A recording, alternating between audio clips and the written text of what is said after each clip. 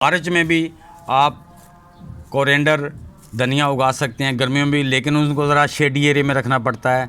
तो जनाब मैं भी आज मार्च शुरू हो गया है तो मैं भी आज अपना कोरिएंडर लगा रहा हूँ। ये देखें, मैंने इनको 8-10 घंटे के लिए भिगो के बाद में पानी इसका छान के टिश्यू पेपर में ब्रेड के 2 दिन के लिए रख दिया था। अब इसके मुंह वाइट हो रहे हैं, जर्मिनेट हो रहा है, तो आज इसको हम लगा देते हैं।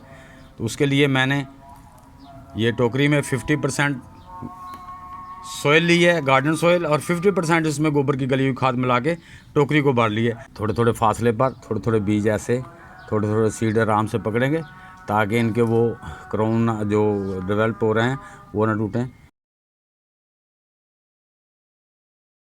ये पौधे थोड़े से फासले पे हों, इनके लीफ जल्दी बड़े होते हैं।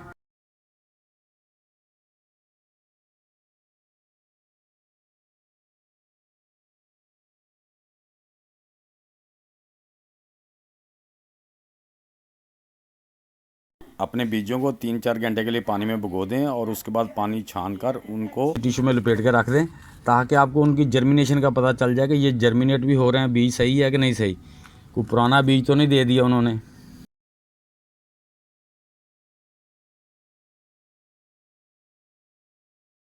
आगे रोज़े आ रहे हैं, रोज़ों में मैंने इसलिए पालक भी लगा रहा हूँ, ये भी चीज़ें लगा रहा हूँ ताकि जो रमज़ान में हमने पकोड़े वगैरह बनाने हैं उनके लिए हमारी ग्रीन वेजिटेबल घर में हो, क्योंकि जो पकोड़े वेजिटेबल के होते हैं ना वो मुझे तो बहुत मज़ेदार लगते हैं, आप सबको भी लगते होंगे, तो इसलिए मैं ये सब ग्रो कर रहा हूँ।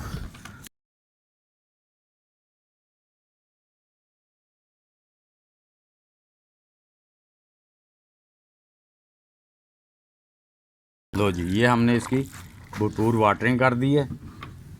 अब इंशाल्लाह इसका रिज़ल्ट आएगा, वो भी आपको दिखाएंगे।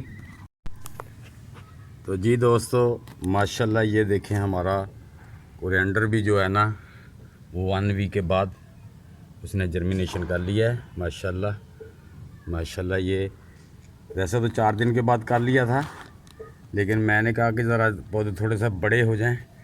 ये देखें माशाल्लाह, तो फिर मैं वीडियो बनाऊंगा।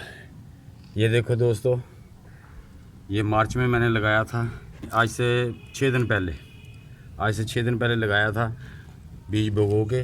तो ये देखें माशाल्लाह, ये इसने भी बहुत अच्छी तरह जर्मिनेशन कर लिया है। अगर ये मेरी वीडियो आपको अच्छी लगी है तो इसको लाइक, शेयर और सब्सक्राइब ज़रूर कर देना और बेल के बटन को ज़रूर दबा देना ताकि आने वाला हर वीडियो का नोटिफिकेशन आप तक पहुंच सके। तो दोस्तों, अब तक के लिए इतना, मिलते हैं इंशाल्लाह नेक्स्ट वीडियो के साथ।